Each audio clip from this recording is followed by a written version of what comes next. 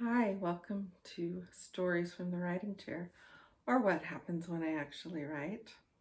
Today I'm going to read a little bit from a short story that I wrote as a Christmas gift for my family and friends.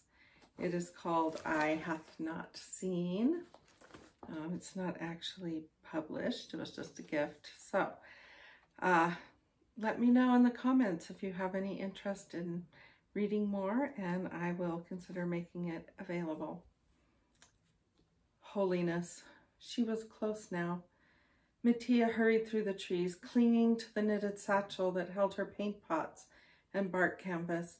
The forest sparkled with color, delicate yellows and pinks and creams, brilliant blues and greens and rich browns, shades Mattia didn't have names for, since it seemed she was the only one who could see them.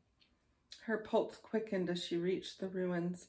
Not much of the ancient structure remained. It never did. Just a narrow section of ivy and moss-covered wall extending well over the top of her head. She brushed aside the ivy and rested her hand against the rough stone.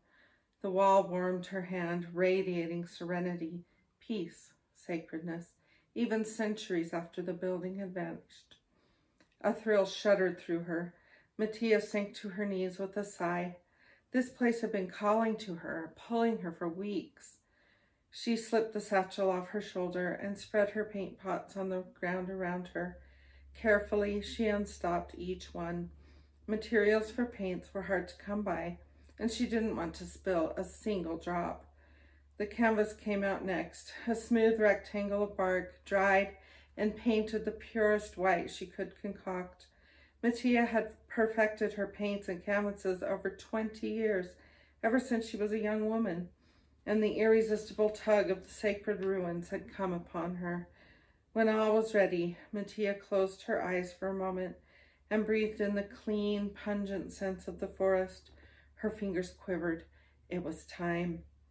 She plunged her finger into the first pot and brushed a streak of deep blue across the blank canvas.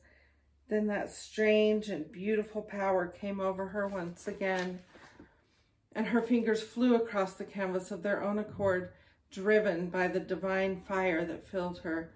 Colors blossomed in her vision, swirling into each other and bursting apart in a vibrant ecstasy of creation. Time stopped, and the forest around her ceased to exist. There was only the paint and the canvas and the untamed vision that drove her on.